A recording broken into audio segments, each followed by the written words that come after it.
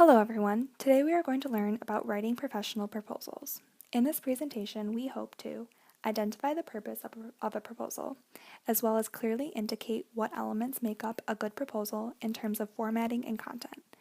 Finally, we will provide some reputable examples of professional proposals and identify some goals for our own proposal for the feasibility project. So first, what is a proposal? The formal definition of a proposal is a plan or suggestion, especially a formal or written one, put forward for consideration or discussion by others. Proposals can take many forms, such as proposals for research studies, construction projects, government proposals, and many more.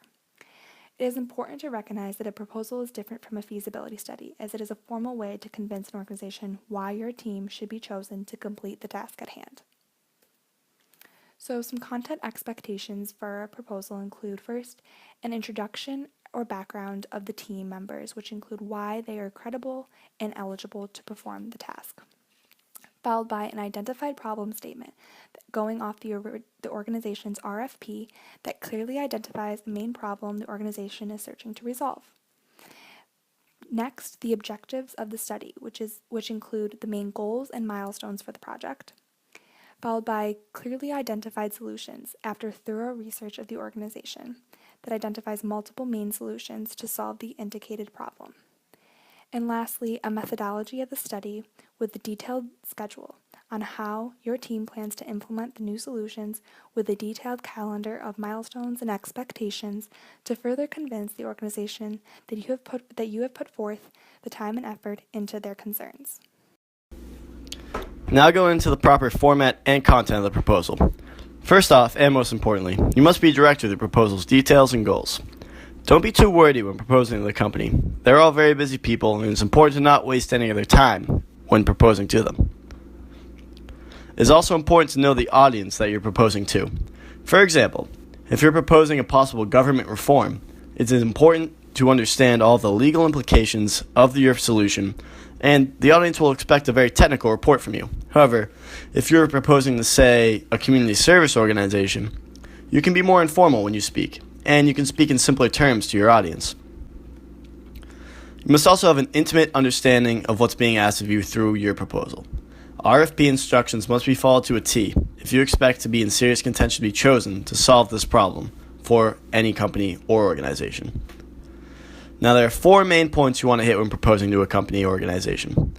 You must make sure that they know you have a personal understanding of their needs and describe your potential solutions in detail. This way, nothing is left to question by the organization. Also, a rundown of the costs and potential benefits of the project must be discussed. This way, the organization knows whether or not they can afford to take on your solution.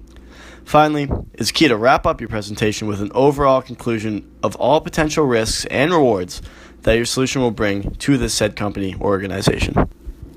While researching multiple examples of proposals, we wanted to take note of some of the things that they did really well and some of the things that they did not so well while we created our RFP and also later on to come the proposal itself.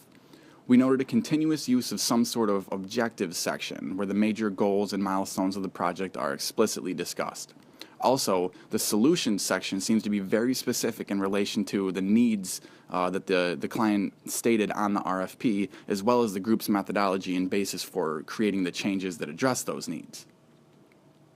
This RFP encompasses a lot of our research. We placed emphasis on having a very detailed scope of services section so that any proposals will make sure to address the organization's needs directly.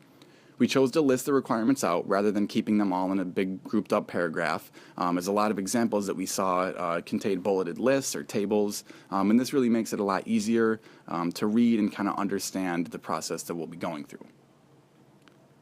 While creating our proposal, there are some things that we want to make sure to include. First off, be reasonable.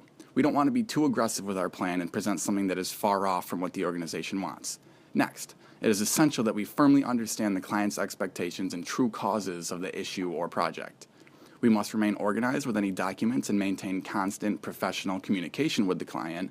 And as we have seen, it is crucial that we do our research on the entirety of the organization, understanding who they are, what they do, and ways that we can fix their issue.